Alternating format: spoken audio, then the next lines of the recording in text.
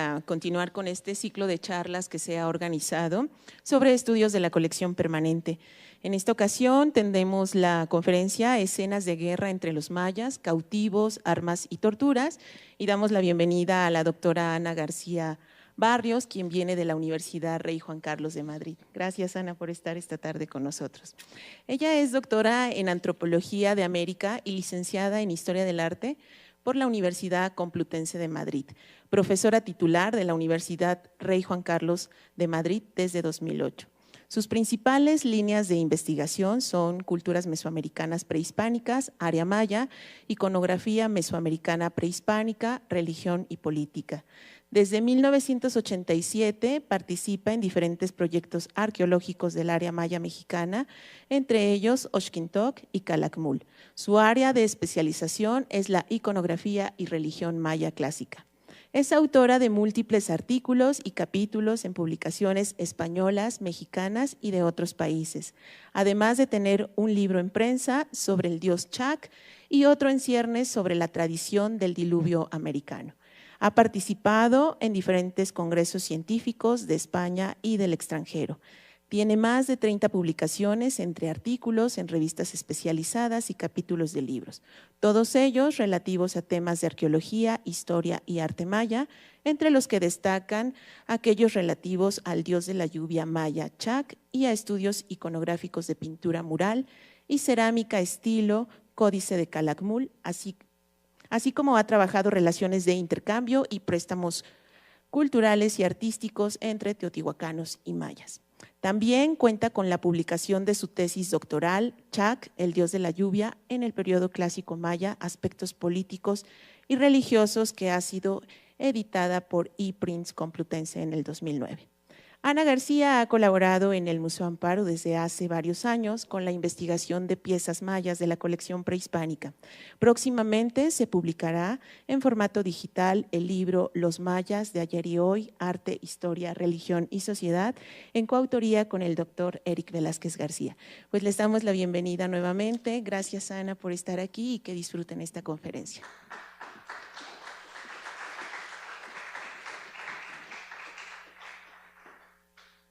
Voy a encender mi micrófono desde aquí ya. ¿Se me oye? Yo creo, a lo mejor así, porque me suelo mover bastante. Bueno, gracias a ustedes por venir. Gracias, por supuesto, al Museo Amparo por contar conmigo para este ciclo de conferencias y para… Así, claro, mejor así no se oye. Y para otras muchas actividades, como bien ha dicho la licenciada Silvia Rodríguez. Es cierto que yo he colaborado en lo que es hacer los catálogos de la sala maya de este museo. De ahí salen algunas de las piezas que vamos a ver hoy. De ahí sale también la idea de hacer una conferencia sobre la guerra, centrada principalmente en piezas de este museo, que tenemos unas poquitas que nos pueden ayudar a entender cosas. Por supuesto, traigo muchísimas imágenes y vamos a ver muchas imágenes que no pertenecen a este museo. Todas las que ustedes vean que pone Museo Amparo están resguardadas en este museo, ¿no? Bueno, pues vamos a dar comienzo. La guerra es un tema que aparentemente pues, todo el mundo dice, bueno, pues sí, la guerra entre los mayas existió muy claramente, pero sin embargo, hasta muy recientemente, y muy recientemente son los años 50, aproximadamente 60 más bien, del siglo pasado, que parece que hace mucho, pero no hace tanto, hace apenas 50 años. Esto es algo muy reciente en las cuestiones históricas y sobre todo en los descubrimientos, cuando estábamos hablando que a lo mejor en 1850 ya se leía perfectamente el asirio y el babilónico.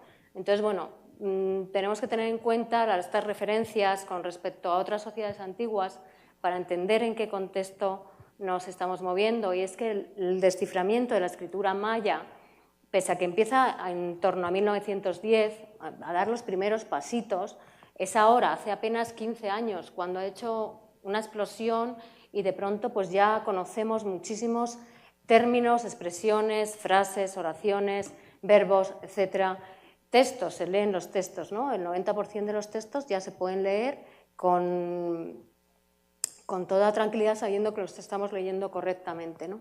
Esto ha sido muy reciente.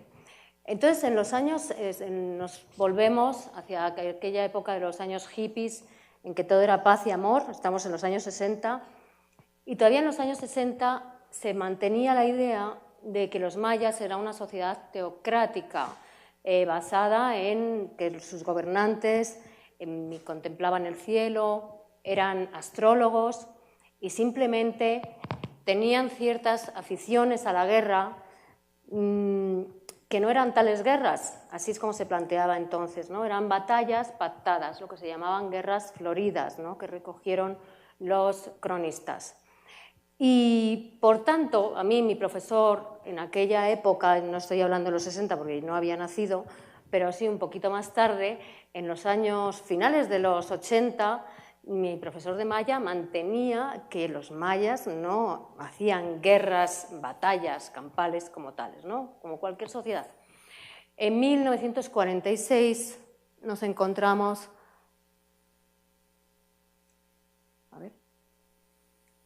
Aquí. Nos encontramos que aparecen unas pinturas murales en un sitio que se llama Bonampak, que está en el estado de Chiapas, en México.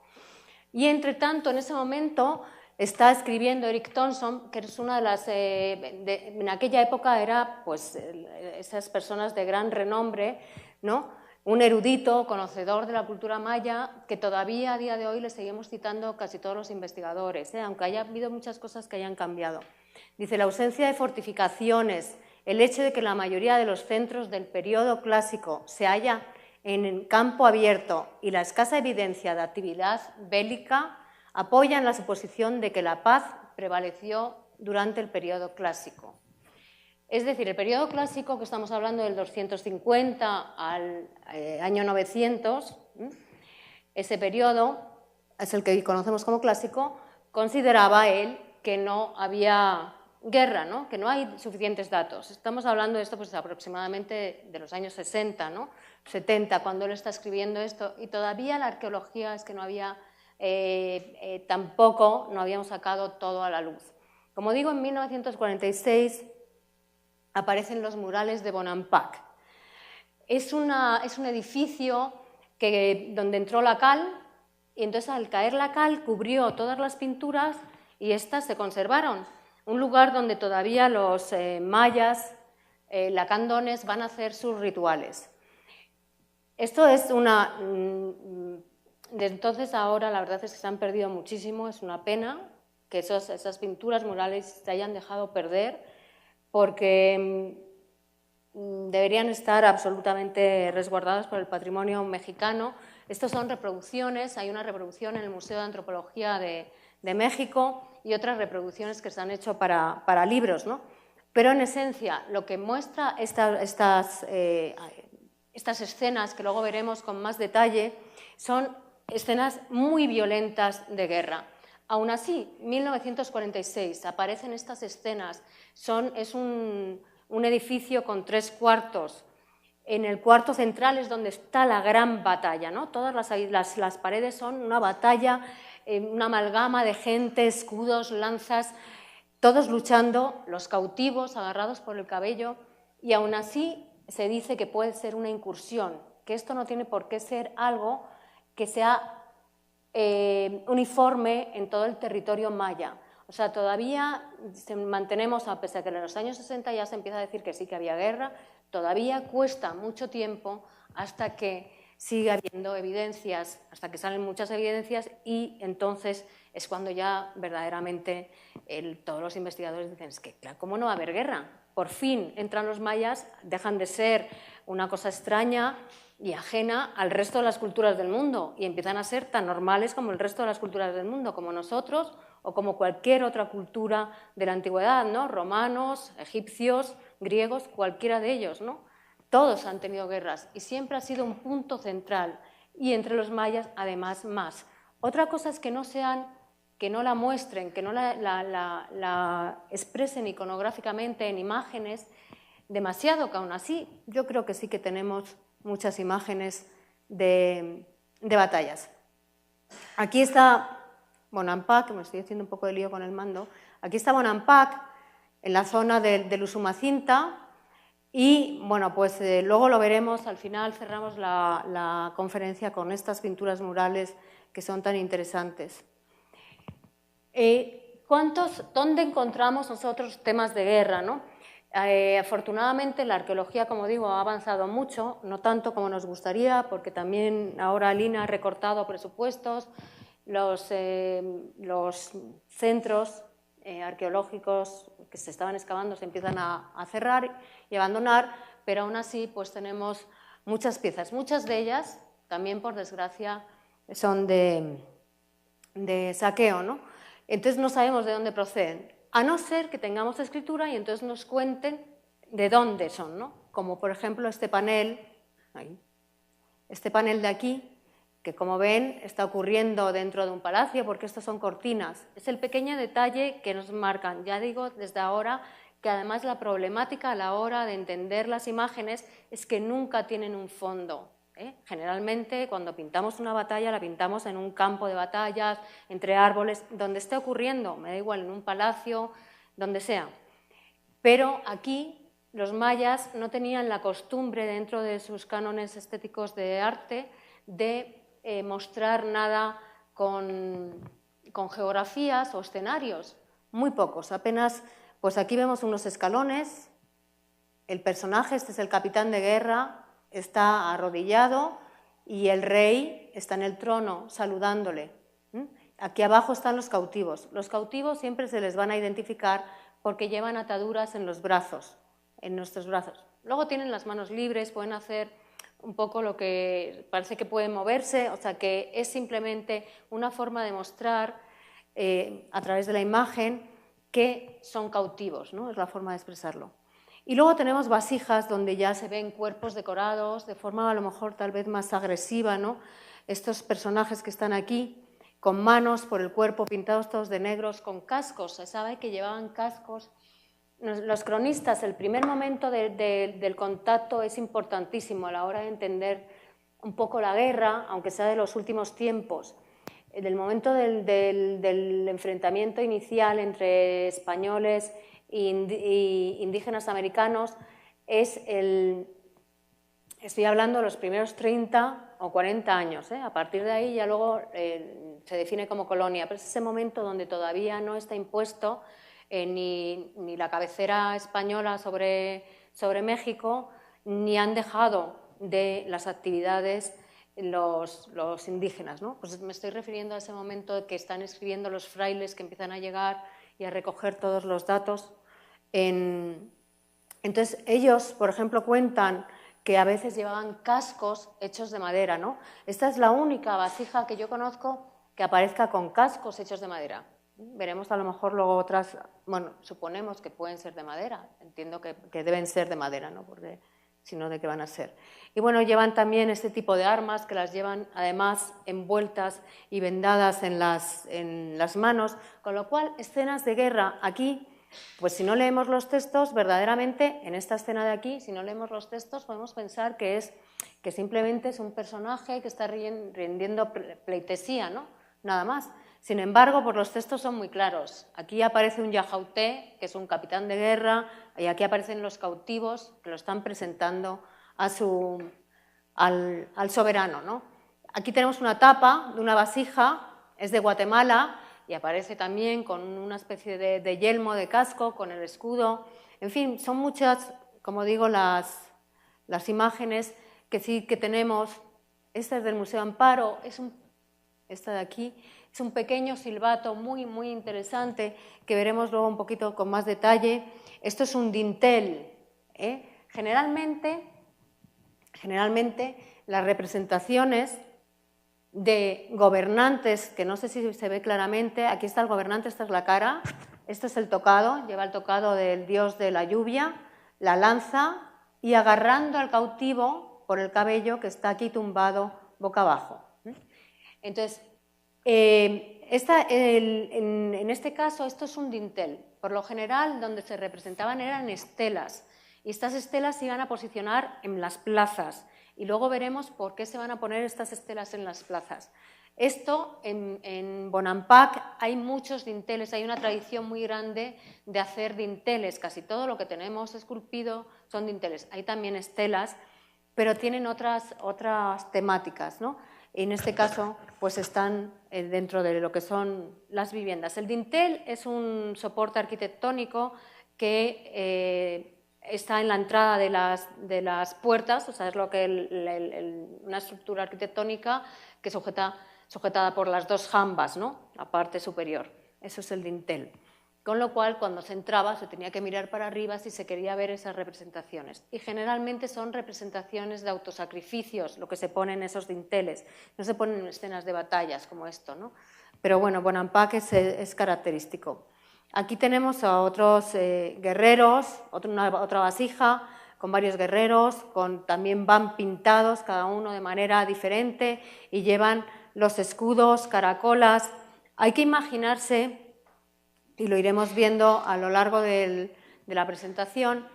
Bueno, aquí tenemos esta estela. Esta estela es también del Museo Amparo, es la que abría la conferencia. Y ya estamos entrando en quiénes son estos personajes que sujetan a los cautivos. Los cautivos se ven bien. Yo intento poner siempre el dibujo en línea porque es muy difícil. Si no uno no tiene el ojo para la iconografía, es muy difícil reconocer los elementos que hay de este personaje. Se puede reconocer que lleva aquí a un cautivo, pero mucho mejor se ve aquí. Entonces lo voy a explicar, siempre jugaré con lo que es la piedra para que se vea cuál es el monumento original y luego cuál es el dibujo. Bueno, los reyes se van a representar con cautivos, serán quienes se representen con estos cautivos, atrapándoles. ¿Realmente estos reyes estaban en las batallas? Pues piensa que podrían estar en zonas de colinas dirigiendo, ¿no? Como ha ocurrido siempre, generalmente están dirigiendo, digo siempre en todas las culturas del mundo, ¿no? Como generales. Ellos llevan un título que se llama Chahom Mahau, que es señor de hombres, es decir, es el general de todo el ejército, ¿no? Y solamente lo van a llevar ellos. Habrán otros títulos que sabemos que lo llevan también nobles y otros que lo llevan solamente nobles, que nunca los va a llevar el gobernante.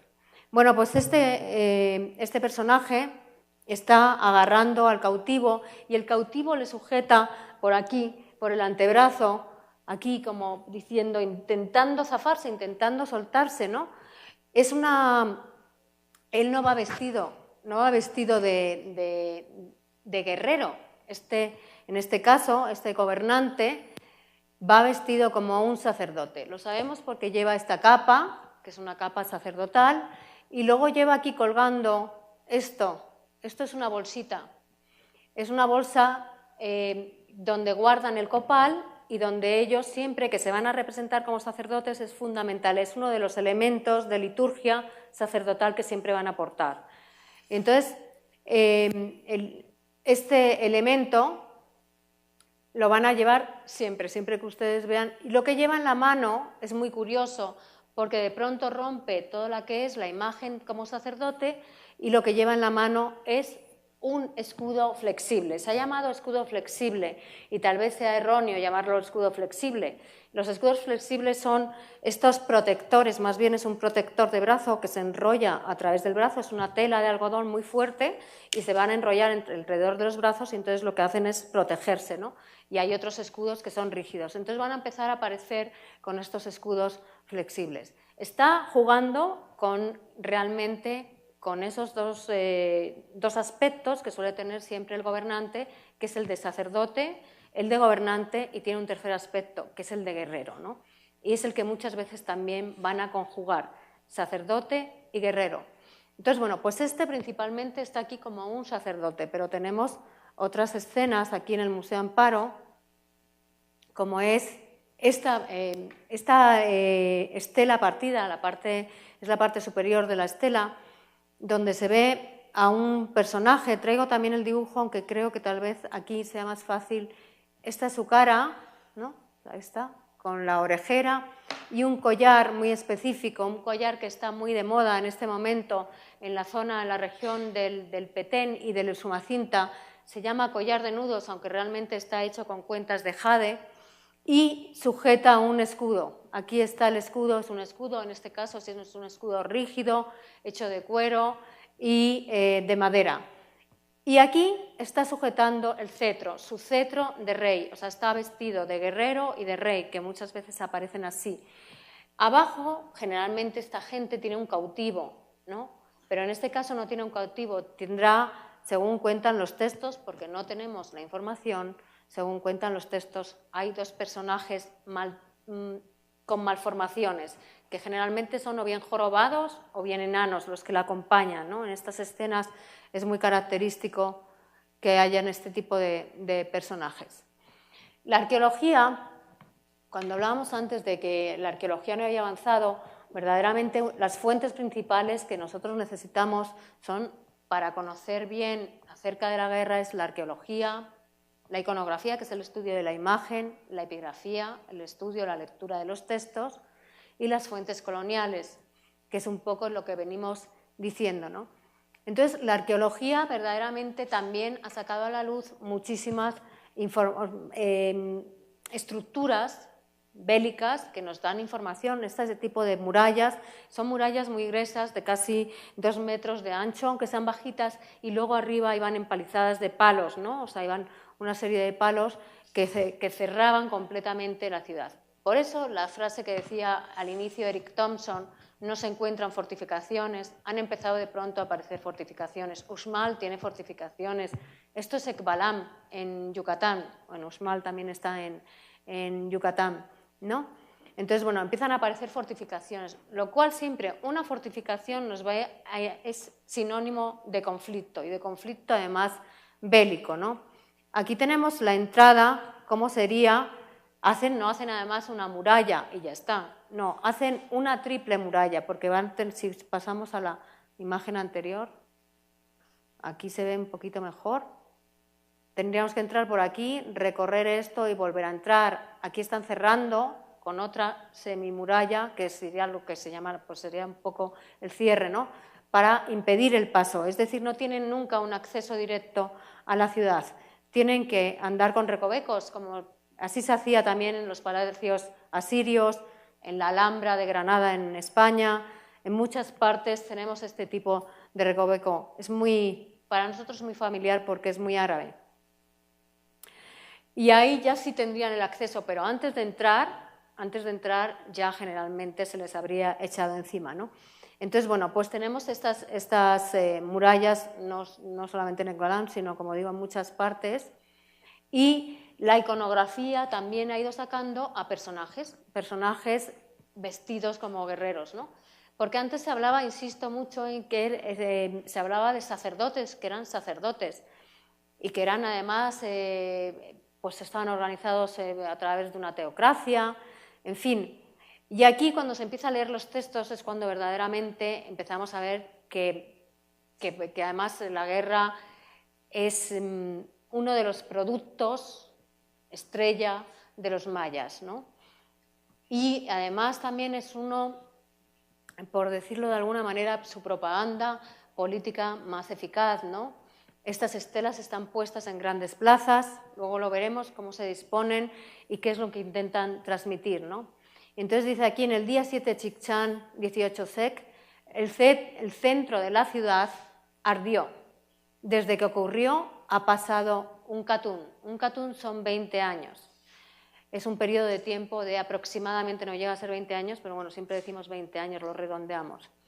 Y entonces están hablando de un incendio que ha provocado este señor que lleva un casco, como el que hemos visto antes, con un casco, lleva un gorro, un tipo de penacho muy característico de una región muy concreta, que es la zona de Bonampak, el Usumacinta, el río Usumacinta.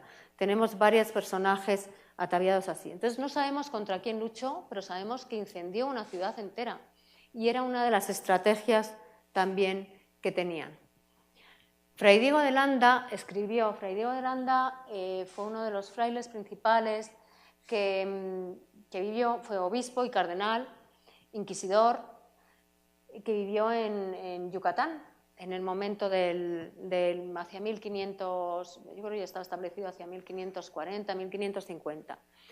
Y él, que fue el que hizo, no sé si lo sabrán o no lo sabrán, pero hizo un auto de fe como era inquisidor, y en Maní, en el pueblecito de Maní, reunió todos los libros mayas que había, todos los ídolos, y los quemó, ¿no? Bueno, pues es Fray Diego de Landa. Fray Diego de Landa, cuando finalmente deja su trabajo de obispo, o bueno, se retira, decide escribir acerca de esta gente, ¿no?, de los mayas. Y al escribir, él mismo es quien nos ha dado la pista, él es la piedra Roseta. Este señor que quemó los libros es nuestra piedra Roseta para el desciframiento, porque al final del libro recogió el calendario y el alfabeto de los mayas. Estaba mal escrito, no lo entendió, entendió que B era solamente una letra y no una sílaba, que es como funciona el alfabeto maya, ¿no?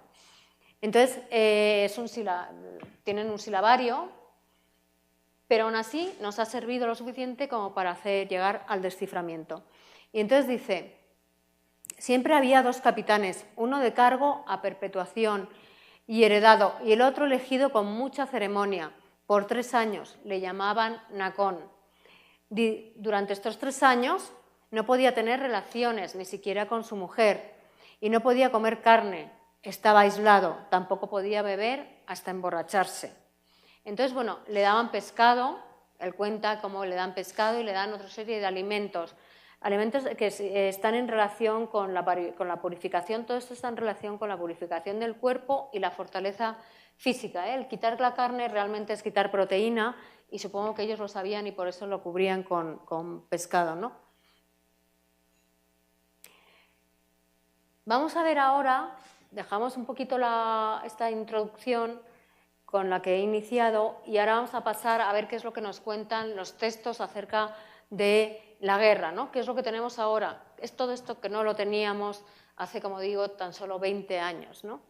Pues tenemos textos que hablan de captura, chuk, nak, vencer, chak, cortar con golpe, cortar con hacha, decapitar es también, hub es abatir y pul es quemar. Todo esto aparece siempre en oraciones, en glosas que tienen que ver con la guerra. Este es un fragmento, también reconstrucción de esos murales que he hablado antes, de los murales de Bonampak, donde se ve perfectamente este movimiento de una gran batalla salvaje, ¿no? Hay otras expresiones, como son nawaj, que es presentar a los cautivos, ¿no?, a los prisioneros, el acto de presentar públicamente a los prisioneros. ¿A quién les están presentando estos prisioneros? Pues estos prisioneros están siendo presentados al rey, el rey no los captura. ¿A qué prisioneros les interesa capturar al rey? Desde luego, siempre la cabeza. La cabeza es el gobernante. Podemos capturar también a sacerdotes, podemos capturar a nobles, a escribas, a toda la gente de la corte, pero verdaderamente el que nos interesa es fragmentar el cuerpo establecido político de cada ciudad. Y en el momento en que se corta la cabeza, y nunca mejor dicho porque se les decapitaba, al rey en ese momento se encuentran aislados, se encuentran sin su eje, sin su director político, y entonces enseguida el pueblo cae. Esto fue un poco lo que también vino a pasar aquí en México cuando llegaron los españoles con los mexicas, ¿no?, que en el momento en que capturaron al rey, pues cayó. Hay otras expresiones que son, en realidad, son muy poéticas, ¿no? Dice su pedernal y su escudo, ¿no? Se abatió su pedernal y su escudo. Su pedernal, hablamos de pedernal porque, como todos saben, los mayas no tenían herramientas ni de metal, ni de fuego, ni carros de combate, ni animales de tiro. Y todo esto además no se tiene porque no hay animales de tiro, ¿no? Entonces, ellos, todos los materiales que utilizaban para hacer sus armas eran cuarzo, obsidiana o bien pedernal, ¿no? Por eso se habla de pedernal. El pedernal, que suelen ser flechas, puntas, lanzas, etcétera, con todo eso es con lo que el pedernal con lo que se va a hacer, se va a manufacturar este tipo de armamentos, ¿no? Entonces, cuando dice se abatió su pedernal y su escudo, es que han acabado completamente con lo que podemos llamar las legiones o el ejército del enemigo, ¿no? Aquí tenemos otro dintel, este también es de Bonampak, es el dintel 1, y vuelve a dar una fecha, ¿no? Siempre los textos son muy escuetos, esperamos siempre que nos cuenten muchísimas cosas, pero si nos ponemos a pensar en cómo nosotros expresamos en los monumentos públicos, supongamos que el rey de España va a inaugurar o va a representarse, vamos a ponerle de guerrero, ¿no? Como general de los ejércitos que es, y se va a vestir, se va a engalanar de ejército y solamente pondría en este acto, se ha visitado al grupo de campaña de los marines no porque no tenemos marines, pero de los paracaidistas de tal sitio, ¿no? Y no dirían nada más de él, ni de su mujer, ni de sus hijos, ni de la administración, ni de la política, ni de nada, ¿no? O sea, o igual que una placa en un edificio, una placa conmemorativa de inicio de ese edificio que todavía se sigue haciendo, y esto es una tradición muy antigua, en todas partes del mundo también coincide, siempre pone, se inaugura el día tal y lo inaugura tal persona. Pues ellos hacen lo mismo. Nosotros esperamos que nos cuenten su vida entera y, sin embargo, el texto es muy claro, solamente quiere hacer mención a esto porque es importantísimo para él, ¿no? En 8ep, 10 Jul, Org, Ahopbak, que es el nombre, el capitán de Yetkinich, o sea, está hablando de que un capitán del gobernante, el rey de Saxí, que por ejemplo tenemos el nombre de una ciudad, pero no sabemos dónde está. Todavía no sabemos dónde está Saxí. Sabemos que está cerca de Yaxchilán, de Bonampak, en el Usumacinta, porque a veces hacían batallas a 200 y 300 kilómetros de distancia, ¿no? Pero lo normal es tener batallas enfrentadas con sus enemigos. Tienen que pensar que cada 25 kilómetros, aproximadamente, incluso veces menos, 15, 20 kilómetros, hay una ciudad maya, ¿eh? O sea, desde el Caribe hasta el Pacífico no se dejarían de ver pirámides si eso no fuese una selva. Entonces, esto también es muy importante. Con quienes están lidiando estos enfrentamientos, muchas veces son con sus vecinos más próximos. Entonces, suponemos que Saxí es una ciudad que está muy cerca. Fue capturado por Yahau Chan Muan, el rey de Ake. Ake es Bonampak, precisamente, que es como se llamaba en la época del clásico, ¿no? Entonces, bueno, pues tenemos estos... Vuelvo a meter la imagen encima, en línea, para que ustedes lo vean mejor, al cautivo. Es muy parecida a la anterior, pero tiene otra disposición, ¿no? Aquí vemos la lanza, siempre agarrado por el cabello. Esto es algo que también coincide, ¿no? En todas pese a que América está aislada desde el 10.000 a.C. hasta el 1500 después de Cristo, está aislada por el deshielo como una gran isla. En todas partes del mundo el concepto de cautiverio es agarrar al cautivo por el cabello, que además es una parte importantísima, que aquí no vamos a entrar, pero bueno, es una parte muy importante, al menos en las culturas mesoamericanas, el cabello. Tenemos dentro de los títulos, tenemos el Chahomahau, que he mencionado antes, Señor de Hombres. Yo creo que es un título de cargo y rango muy, muy interesante y muy importante, porque realmente es el general de todos los ejércitos. Es lo que viene a decir, si lo tradujésemos o lo pensamos, es lo que pensamos, ¿no? No tenemos a nadie que nos diga Chahomahau, es el equivalente al general. No, no lo tenemos. Tenemos el Yahauté. Los Yahaus eran sacerdotes, tenían obligación de estar cuidando el fuego sacerdotal, y en este caso pues sería el señor de las lanzas, y en este caso este título lo puede llevar el rey, que como digo también actúa como sacerdote, y nobles. Y luego está el Bacté, que es la primera lanza, es otro título, lo va a llevar el rey y los nobles también. Aquí tenemos, pese a lo mal que se ve esta vasija, yo voy a intentar, aquí se ve al gobernante y está en una banqueta, en un trono sentado, recibiendo. Aquí hay un cautivo y aquí hay un personaje que casi lo que más se ve es la escritura jeroglífica que está aquí y su bastón, el té, este té que hay aquí, el bacté. Este señor es un bacté y se van a reconocer iconográficamente porque llevan un tipo de bastón doblado con este tipo, como si fuese, no es una lanza en realidad, sino que es un bastón, como un bastón de mando, o sea, sería su elemento de poder, ¿no? Pues a ellos se les empieza a reconocer. Todo esto es muy, muy reciente, ¿eh? Se lleva trabajando apenas los títulos de guerra, los está trabajando Alfonso Lacadena, Harry Catunen, Hugo Capistrán. Bueno, hay gente que está trabajando estos títulos, pero muy recientemente, ¿eh? No es una cosa que sepamos de hace mucho. Entonces, cada año van saliendo nuevos títulos. Tenemos otros, por ejemplo, otros títulos que realmente no los va a llevar nunca el rey, el ajau. El ajau es el nombre del rey, ¿no? El título del rey. Y los van a llevar nobles o incluso nobles inferiores, como son, por ejemplo, los lacam. Estos señores de aquí...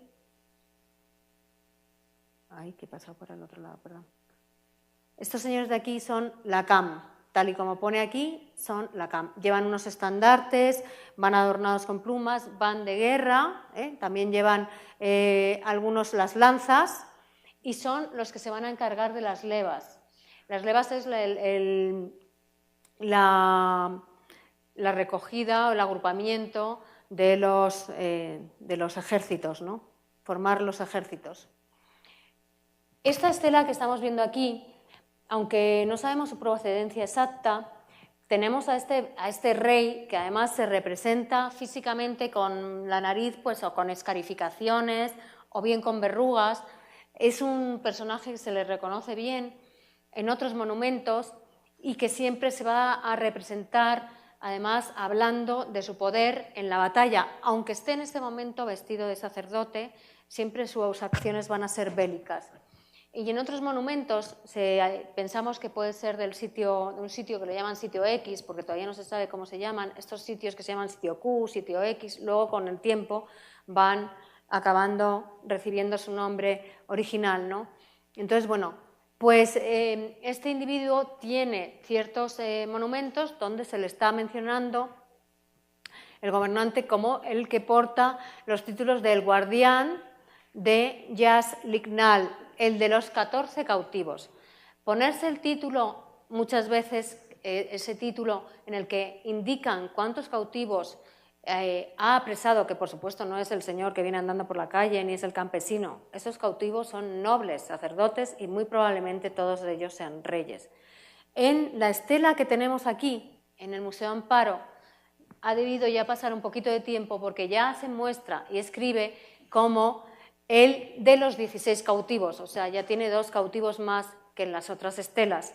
Entonces, estos pequeños detalles nos hacen ver que primero que las otras estelas se han hecho con anterioridad y segundo que este personaje sigue realizando batallas y que debió ser un personaje aguerrido y muy bélico, pese a que estas escenas verdaderamente no muestren una agresividad, una violencia, no están extrayendo el corazón, o sea, el cautivo siempre está arrodillado, más bien sumiso, intentando admitir su destino, que va a ser la decapitación. Y esta decapitación, que muchas veces se ha dicho que es ritual, que es para los dioses, que también, por supuesto, se hacía para los dioses, en principio el primer motivo es un motivo político y económico. Y es que si a ese señor se le da muerte, como he dicho antes, se acaba con todo el poder que tiene político sobre su ciudad, ¿no? Y entonces es la forma de que no haya sublevaciones, se han quedado sin la cabeza gobernante y por tanto se han quedado sin rey y se quedan ya sumisos y rindiendo pleitesía al nuevo gobernante. Bueno, no voy a leer, estos son unos escalones, que luego veremos por qué son escalones, que están tallados. Muchas veces en los escalones hay literatura referente a las batallas, ¿no? Dice, 23 días antes del 8 Ajau, 13 Caseu, el 7º año, entonces ocurrió que en el 11 Cap, 10 Sat, se abatió el pedernal, el escudo de Nunholchak. Nunholchak es un gobernante que procedía de Tikal. Esto está ocurriendo en la ciudad de Dos Pilas, donde ellos tenían a sus enemigos. Y entonces acaban con el ejército de Nunholchak. A través de la expresión se abatió el pedernal y el escudo. La sangre de los habitantes de Usadlatzun Mutul se convirtió en mar. Sus cráneos se apilaron como montañas. Lo ha hecho Baglan Chankawil, rey sagrado de Motul, príncipe de la tierra. Mutul es la actual Tikal, que no sé si le sonará o no, está en Guatemala, en el Petén guatemalteco. Está luchando, además, están luchando familiares, incluso creo que son hermanos, Hasao Chankawil y Nunholchak, están luchando por el gobierno de otra ciudad. Quien vence va a ser el rey de Tikal, Balak Chankawil, y la forma de expresarlo es esta: a través de la sangre de los habitantes de Motul se convirtió en mar, sus cráneos se apilaron como montañas. O sea, estas expresiones, toda esta literatura que casi no tenemos, así con tan larga, también expresada, ¿no? Y con tanta poesía, porque además tiene poesía, porque es que luego además eran auténticos literatos, pues aparecen muy pocos textos. Tenemos más referentes a en el día tal se captura a tal persona, como hemos estado viendo hasta ahora. Pero esto que además te cuentan cómo han abatido, cómo, la cantidad de muertos que nos tenemos que imaginar para esa montaña de cráneos, ¿no? Ese mar que se va a crear de sangre. Entonces, también pueden estar exagerando, pero no lo sabemos. De momento debemos confiar en los textos y en lo que nos dicen. ¿Cómo se muestran los gobernantes? Pues generalmente estábamos hablando de que estos gobernantes se van a mostrar con ellos agarrándoles del cabello. Pero también es muy habitual que se muestren de pie sobre el cautivo. Este cautivo que aparece aquí abajo está maniatado, está torcido, y el rey, que aparece aquí su cabeza, lleva un tocado grandísimo con su lanza y su escudo. El tocado es del dios de la guerra y el escudo es un escudo que va a aparecer muchísimo asociado. Hay dos personajes que aparecen muy asociados a la guerra. Uno es el dios Chak, que además es el dios de la guerra, y otro es el dios que se le conoce como el dios solar del inframundo, es decir, la parte nocturna del sol, que se le representa con atributos de jaguar. Es uno de los dioses principales de la ciudad maya de Palenque, en Chiapas. Pues este personaje va a formar parte de la decoración y de los adornos de los escudos. Entonces, este también es un personaje que, al ser nocturno, como el jaguar, está relacionado también con la guerra. Bueno, estas estelas, donde se van a ubicar, esta estela es de una ciudad que se llama Huateca, pero yo he puesto una recreación de una ciudad que es la ciudad de Copán, en Honduras, y aquí hay una gran plaza donde ustedes van a poder observar todos estos monolitos. Estos monolitos son estelas, estelas muy clavadas, todas en una gran plaza, y esa gran plaza lo que nos está indicando es la capacidad de gente que tenía para que pudiesen ver estos monumentos. Y no solamente estos monumentos, sino que estarían viendo al gobernante actuando en esa plaza. Entonces, estas estelas se van a clavar siempre en plazas públicas para que las vea todo el mundo con sus cautivos. Está mostrando su carisma, su poder bélico y su gran fortaleza política, ¿no? Luego volveremos al tema de las plazas. Desde muy temprano, esto pertenece al 320 aproximadamente después de Cristo, es la placa de Leiden, es una plaquita pequeñita, aproximadamente de este tamaño, de unos 15 centímetros, es de jade y está toda incisa. Con este personaje que hay aquí, es un gobernante, los gobernantes llevan los brazos aquí cerrados juntos, y está sujetando una barra, que aunque sea complejo, porque claro, eran muy barrocos, aunque está sujetando una barra de donde salen dos dioses. Y aquí abajo está posicionado sobre un cautivo. O sea, la tradición de posicionarse sobre un cautivo es una tradición muy antigua. que yo creo, bueno, se remonta sin lugar a dudas al preclásico, aunque no haya tantas representaciones de aquella época. Entonces, bueno, se mantiene siempre como un esquema de rey sobre cautivo para mostrar su poder y su control, ¿no? Es una estrategia. En Leiden. Leiden está en Holanda. Esto es una estela que está mostrando, aquí lo ven, tal vez ustedes distingan algo o vean alguna pequeña diferencia con respecto a las que hemos estado viendo ahora. Esta es muy complicada, pero vamos a ver esta. Observamos a este señor fornido y vamos a observar aquí esta otra, ¿no? Que lleva, más bien parece que lleva una falda. También tenemos reinas en muchos casos que además formaron linajes. No solamente formaron linajes, sino que crearon linajes. Esta mujer, señora Seiscielo, que es como se llama, de la ciudad de Naranjo, en Guatemala, esta mujer fue desplazada a esta ciudad para casarse con un ser que nunca aparece en los textos, un rey menor, y luego ya sus hijos ser los descendientes de esta dinastía tan poderosa. Ella va a aparecer sobre cautivos y además aparece en los textos como que ha lidiado varias batallas. No sabemos si verdaderamente fue ella o no, pero ¿por qué no? Cuando una mujer está capacitada para asumir el gobierno, realmente lo asume. No es la primera, hay muchas mujeres que asumen el gobierno. Lo que pasa es que no tenemos tantas sobre cautivos, ¿no? Y aquí además está con un plato ritual, está también en una escena de ceremonia. Lo que quería indicarles es que también las mujeres son mujeres guerreras y mujeres bélicas. No aparecen en las batallas, ¿eh? En esas pinturas murales, por ejemplo, tampoco tenemos tantas pinturas de batallas, pero no aparecen en los campos de batalla, de momento. Ya veremos qué nos depara.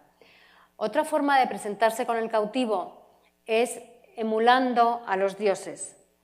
Emulando es ser el propio Dios. Ellos no están vestidos o disfrazados del Dios, ellos son ese Dios. Cuando ellos, y esto lo sabemos por una expresión que dice Huajilán, es la imagen de, ¿no? Es la imagen del Dios. No están representando ni teatralizando nada, son el propio Dios. Aquí este también es de Yaxchilán, aparecen los cautivos, están aquí, arrodillados, y frente a él, aquí se ve muy bien la cara del gobernante, lleva un tocado, va vestido como el dios Chak, el dios de la lluvia y la guerra, y delante lleva una máscara que además el artista, la máscara es completa, ¿no? Le envuelve completamente la cara, pero el artista ha sido capaz de representarla y nosotros hemos sido capaces de llamarlos algo tan poco atractivo como máscara de rayos X, porque como que permite ver la cara, ¿no? del rey. Entonces, pues lleva la cara del dios delante, entendemos que todo eso le cubría su propia cara y se estaba presentando así, de esa guisa, con ese atavío de Dios ante sus cautivos. El dios Chak es un dios agresivo, con orejeras de concha, una lengua serpentina, un diente también hacia adelante. En fin, tenía que causar, yo creo que gran impacto, porque todo esto es algo muy visual. Siempre tenemos que tener en cuenta lo que están intentando mostrarnos, que es algo muy visual y muy, aunque sea delicada, porque es de una gran belleza este monolito, esta estela, pero tenemos que pensar en la agresividad que intentaban transmitir a los que están arrodillados a sus pies, ¿no? Esta la hemos visto ya antes, la hemos explicado, son los interiores de los palacios donde se reciben a estos cautivos y dónde están estos personajes. Dentro de lo que es la indumentaria, que vamos a empezar a ver en este momento, hay soberanos que, como este de aquí, se muestra prácticamente desnudo, solamente un faldellín, y lo que lleva aquí son conchas, caracolas, que entendemos que hacían ruido. El ruido en las batallas, el sonido, gritos, caracolas soplando, chillidos, tambores, todo eso era un tipo de batalla o de arma psicológica, ¿no? Porque entrar con los tambores, con las largas trompetas hechas de tubos de madera, ¿no? Gigantescas, soplando, silbando, todo eso tenía que causar muchísima agresividad. En este caso, este señor lo único que lleva es colgando una serie de caracolas que entendemos se debían mover y agitar mientras él corría, etcétera, ¿no? Y con su lanza engalanada, que la tenemos aquí. Este es el que ha quemado, que recordemos que este personaje es el que aparece asociado a un texto que ha quemado una ciudad, ¿no? Arriba tenemos a estos otros guerreros. Yo entiendo que como uno debería ir a la guerra, sería lo más ligero posible. También hay que preguntarse cómo van ellos, ¿no? No ataviados con la piel del jaguar, con todo el tocado de los dioses, con todos los elementos protectores que aparecen en muchas de las representaciones y que ahora vamos a ver.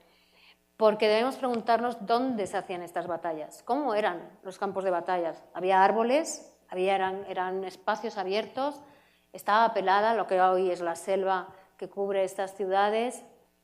Sería diferente una batalla dentro de lo que es un campo de maíz que en un espacio abierto o que en una plaza de una ciudad. En fin, todas estas cosas son las cosas que aún quedan por adivinar y que esperamos que con el paso del tiempo poder averiguarlo. Antes he señalado aquí, en azul, a este personaje que lleva colgando algo, y lo que lleva colgando es una cabeza boca abajo de uno de los cautivos. Aquí se ve más claramente en este otro gobernante, donde lleva esta cabeza colgando como cautivo, aquí boca abajo y todo el cabello boca abajo. Y aquí, esta es más complicada de ver porque ellos van pintados en blanco y en negro, y entonces da lugar a confusión, ¿no? Estas son sus cabezas, su cuerpo, y lo que llevan colgando del pecho con todo el pelo hacia abajo, con todo el cabello hacia abajo, es estas cabezas decapitadas, ¿no?, de los enemigos. Algo que se iban a colgar, es algo también muy americano, ¿eh? Todo esto desde, yo creo, toda América, desde América del Norte hasta la zona andina, la tradición de las cabezas trofeos, que es como se deberían llamar, cabezas trofeos, existe en todos ellos, ¿no? Todas estas culturas, con lo cual es muy americano, muy de la tierra. En este caso, la indumentaria que lleva este personaje, que es un rey de muy alto rango, este señor probablemente tenga parentesco con los, si no, es un rey de Calakmul, que yo sospecho que sí, pero no hay nada que lo diga. Pues este señor, Calakmul, fue una de las ciudades, podemos decir que Tikal y Calakmul fueron como la Roma de los romanos, o sea, la sede, la cabeza, las ciudades más importantes y poderosas de los mayas del periodo clásico, ¿no? Y aquí lo que aparece asociado a estas imágenes es un texto en el cual están hablando el nombre del duende o enano que está ubicado en la izquierda de estos personajes, ¿no?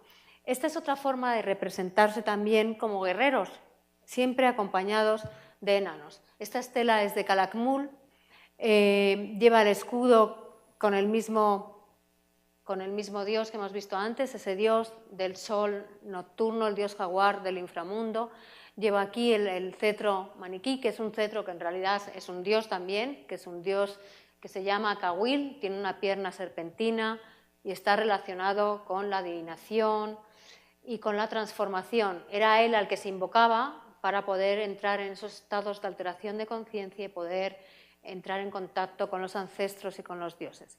Entonces está presentando como guerrero, el tocado no es de guerrero, el tocado es sacerdotal y como sacerdote, ¿no?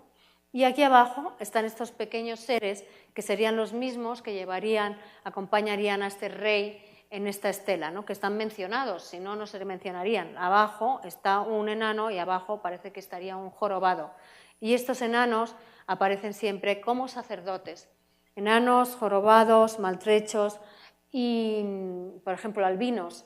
Eran gente que mientras que en las cortes de aquí del centro de México servían un poco como a lo mejor en las cortes europeas, tal vez como bufones, en las cortes de mayas realmente no, eran personajes de gran prestigio, solían ser los responsables de escrituras, sacerdotes, lectura de libros, etc. Entonces, bueno, siempre estaban acompañando. ¿Por qué? Porque esas malformaciones se consideraban que eran capricho de los dioses, no que fuese una malformación genética. Y de hecho hay muchos en esta región, hay muchos en la región debemos pensar que nunca aparecen asociados a linajes como soy el hijo de tal rey. Entonces, tal vez sí sean hijos y no aparecen mencionados, o tal vez son gente del común que al nacer con estas malformaciones se los llevan a las cortes y porque las cortes son iguales, donde hay espacios para la lectura, donde se aprende a escribir, donde se aprende a esculpir, es un lugar como el Renacimiento, ¿no? Eran personajes en cierto grado como Leonardo da Vinci o Miguel Ángel, que tenían capacidades de arquitectura, literatura, astronomía, etc. Bueno, vamos a seguir un poquito, avanzamos con estos personajes. Ahí, dentro de lo que es en los atavíos guerreros, esta figurita, que es una figurita pequeña del estilo de las que han aparecido en una isla que se conoce como la isla de Jaina, en Campeche, que es un gran cementerio y entonces todos aparecen asociados a figuritas. Pues este personaje que a mí me ha cautivado, lleva un pie colgando, lleva unas escarificaciones. Aquí las escarificaciones son esas marcas, esas cicatrices que se hacen y que eran tan típicas de los guerreros, y lleva esa especie de casco en la cabeza como con esas anteojeras que no sabemos muy bien qué era, parece un aviador. Todo su cuerpo está marcado realmente no está marcado, lo que lleva es cubierto su cuerpo por una especie de coraza o armadura que parecen placas, pueden ser también hecho de algodón, pero más bien parecen que sean placas de algún tipo de material. Arqueológicamente estas placas han aparecido muchísimas placas de pirita, que nos tenemos que imaginar, la pirita es muy brillante, tiene color plata, y nos tenemos que imaginar al rey expuesto al sol en esas grandes pirámides, templos o plazas, esas grandes plazas arriba de todas las escaleras y de los templos, con el sol brillando, ¿no? Y deslumbrando con todos estos. Imaginamos un atuendo parecido a este, ¿no? Lleno de placas y realmente deslumbrando con su brillo, ¿no? al pueblo. Este personaje le cubre un faldellín, esto es un faldellín, encima de lo que sería armadura, vamos a decir, ¿no? Si son placas, verdaderamente es una armadura. Y lleva ese pie que vamos a ver a qué nos recuerda, ¿no? Entonces estamos viendo que hay distintas formas de representarse con cautivos, aunque no todos son trajes de batalla. Trajes de batalla sería pero este no, que vaya con cautivos, es un traje sacerdotal.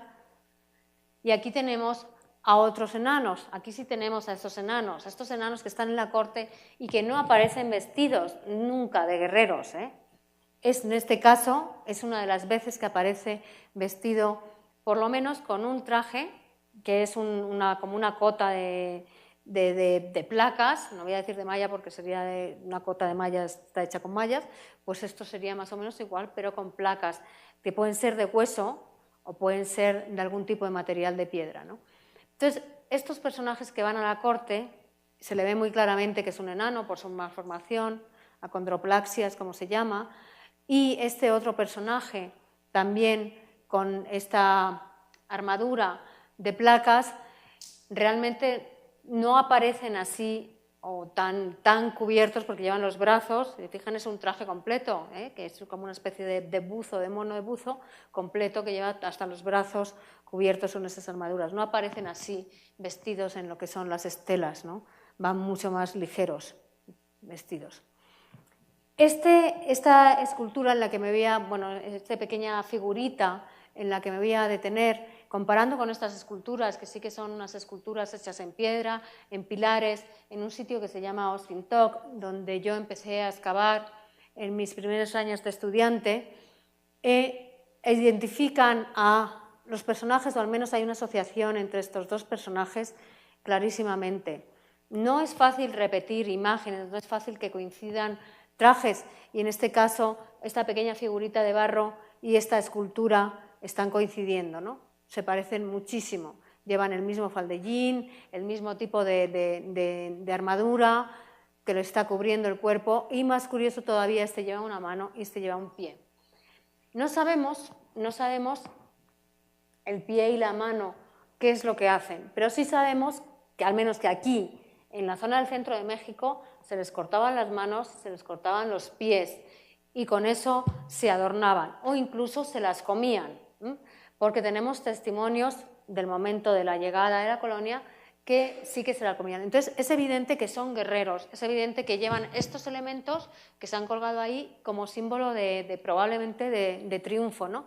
Y están formando parte, este personaje además, vamos a verle un poco de perfil para darnos cuenta de la similitud tan grande que tiene con este otro personaje. Por eso esta figurita tal vez proceda de Oskintok, ¿no? Vemos aquí que lleva también estos dos elementos que aparecen aquí y el mismo tocado hacia arriba, que yo al girarle un poco a la figura se le advierte muy claramente, junto con estos elementos que también le cuelgan por aquí. Es que es exactamente igual, solo que lleva un pie en vez de una mano.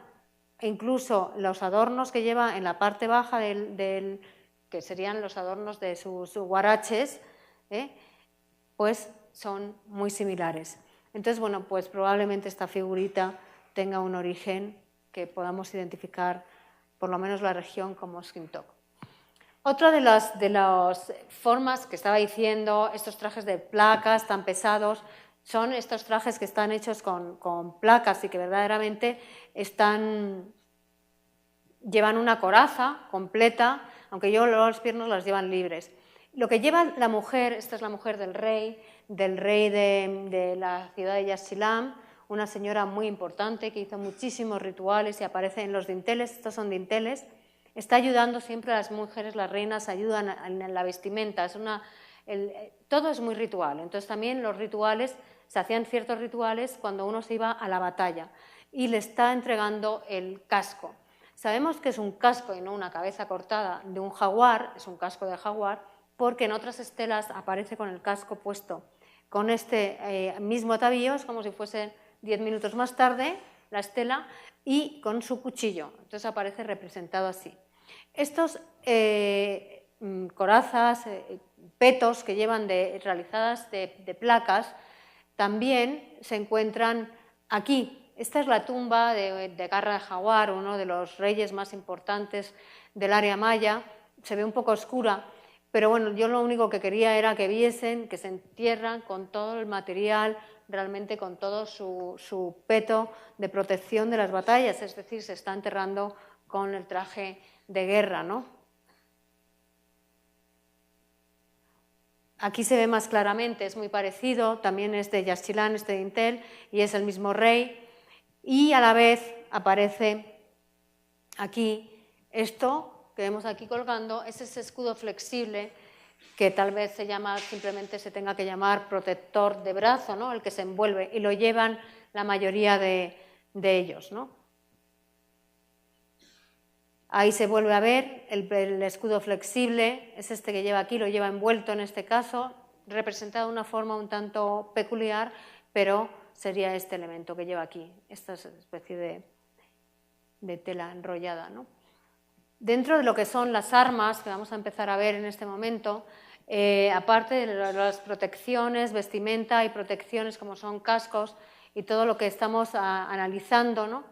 Tenemos armas y tenemos dentro de las armas de cuerpo a cuerpo, como por ejemplo son los cuchillos, las navajas, los garrotes, lanzas, piedras o excéntricos, ¿no? Estos excéntricos que contamos aquí en la colección del Museo Amparo con 3 van a ser verdaderamente, se encuentran muchas veces como ofrendas o incluso pintados. Es decir, han perdido a lo mejor su función inicial, pudieron tener una función bélica, y se llaman excéntricos porque tienen formas muy sinuosas que en muchas ocasiones tienen rostros de personajes o de deidades, ¿no? En este caso no, en este caso están agarrando una manopla, como se ve aquí, a este personaje que hay aquí, está sujetando este excéntrico, que sería uno de los más parecidos a estos que tenemos del Museo Amparo, ¿no? Esto sería un arma que se empuña de cuerpo a cuerpo y que además tenemos que entender que se clava, se gira, ¿no? Y se saca. Entonces es un arma bastante agresiva, aunque es cierto que muchas veces ese pedernal con el que está hecho podría fracturarse, ¿no? Pero, bueno, pues como todas las armas en realidad, ¿no? Sabemos también que reutilizaban esas armas. Aquí tenemos esta otra que es una lanceta. Y dentro de lo que sería la parte superior de lo que son las lanzas, esto sería una punta de lanza, aquí, que iría aquí, sujeta en la parte superior. En este caso, que está pintada de azul, está estucada en azul, este excéntrico se perdió su función bélica, en caso de que en algún momento la hubiese tenido, y se aparece como ofrenda de sacrificio. No lo sabemos porque no sabemos su procedencia, pero entendemos que fue así porque aparecen otros muchos que cuando se han pintado se les ha quitado el poder que tiene de matar, ¿no? Y se ha hecho una ofrenda. Es como matarles a él también. Cuando se les mata a alguien es que ha perdido la vida. Ellos han perdido la vida, su esencia como arma, ¿no? Bueno, esta es una escena también complicada, pero en realidad yo solamente quiero que sea complicada porque hay mujeres, hay niños, están aparentemente ellos agarrando a estos bebés, cada mujer agarra fuertemente a cada uno de sus hijos y sin embargo se le está entregando a una mujer anciana que parece una deidad que está aquí ubicada, ¿no? Ella sujeta a uno de los niños, ella sujeta a otro niño, ella sujeta a otro, y entre tanto pues están estos guerreros ataviados con escudos, con lanzas, con dardos y estos sombreros que van a llevar. Y luego es que Landa, encontramos una referencia que dice, hacían también chaquetas cortas de algodón, acolchadas y con sal gruesa, que se elaboran en 2 capas, y estas eran muy gruesas.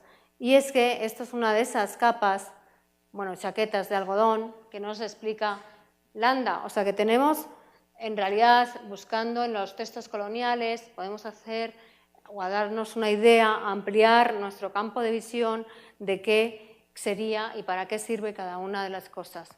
Los armamentos he clasificado solamente 4 o 5 y en este caso pues serían proyectiles, están también las lanzas, dardos, piedras y estos proyectiles muchas veces van impulsados con otros implementos, ¿no?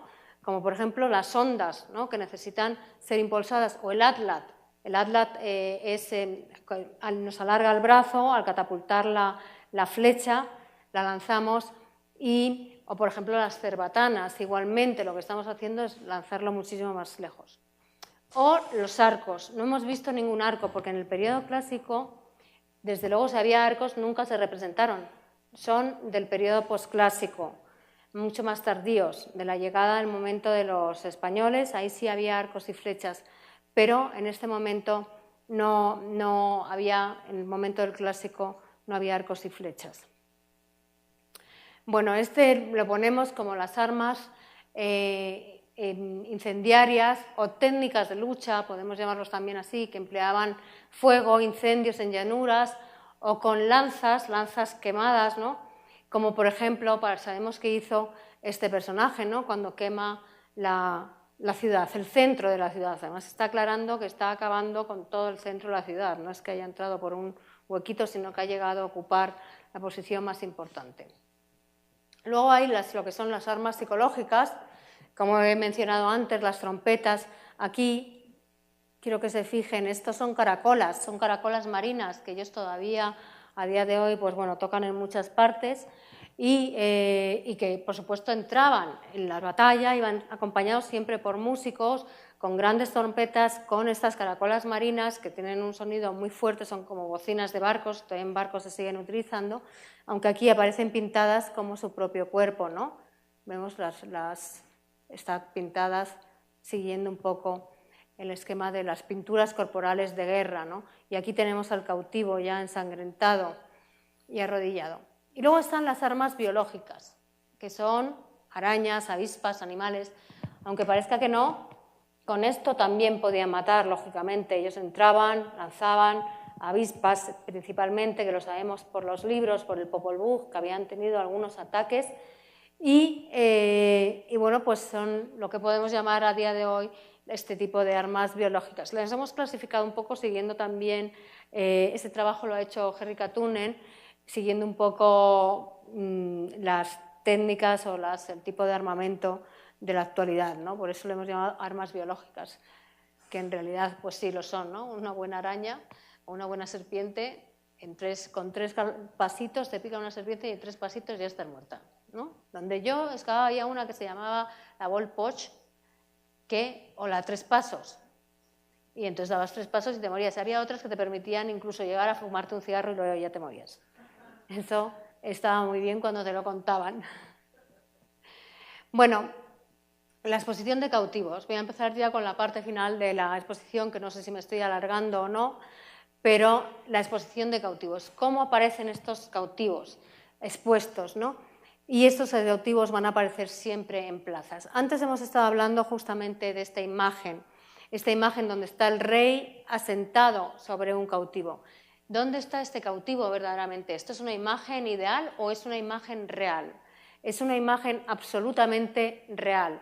¿Por qué? Porque los cautivos van a estar siempre, van a estar todos los escalones, o gran parte de los escalones de muchas de las plazas de las ciudades mayas, van a ser cautivos. Con lo cual, esto es una imagen absolutamente real. El rey está posicionado sobre los cautivos. Vamos a ver en otras escenas que veremos ahora cómo se ve muy claramente que no es un acto en el cual ponen al cautivo abajo para mostrar el poder del rey, sino que verdaderamente forma parte de los escalones, ¿no?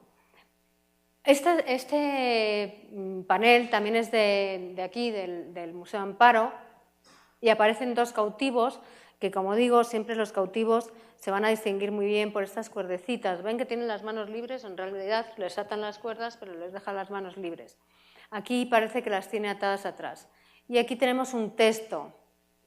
El texto está aquí y aquí debía tener algo también de escritura que está más perdida, ¿no? Hay un personaje como principal, más grande, que tiene que ocupar, se adapta a lo que es el marco, mientras que este es más pequeño y tiene ya la barba, que muchas veces se ha dicho, pues es la barba de varios días de cautiverio, ¿no? Aunque en realidad enseguida se les daba muerte, ¿eh? En especial si eran los gobernantes, enseguida se les daba muerte. El cautivo de un lugar no identificado, cuyo nombre tenía un nombre de una deidad, Cahuil, Nab, y era, de eso sí lo sabemos, de la ciudad de Pachán, que es justamente esta ciudad de Yaxchilán, donde hemos estado viendo muchas de las imágenes y que está en el río Usumacinta, es de aquí, de México. Entonces, bueno, pues sabemos que al menos estos cautivos son cautivos procedentes de una ciudad, de la ciudad de Yaxchilán. Estos paneles, voy a hacer la exposición de los paneles, ¿dónde se colocaban?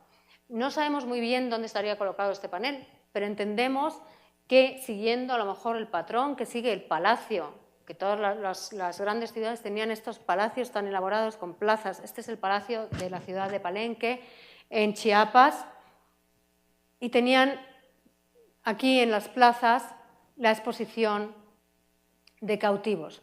Pues debemos suponer que estos cautivos estaban también en estas plazas, o a lo mejor en plazas más públicas. ¿Por qué? Porque era ahí donde se les iba a dar muerte. O sea, realmente lo que se está haciendo, lo que se está representando, lo que está ocurriendo en la plaza es lo que luego se va a expresar ahí y se va a expresar a través del arte, ¿no? Entonces, pues eso es lo que debemos pensar. Vamos a irnos a Bonampak. Esta inició con esas pinturas murales que aparecieron en 1946 y vuelvo a esta ciudad.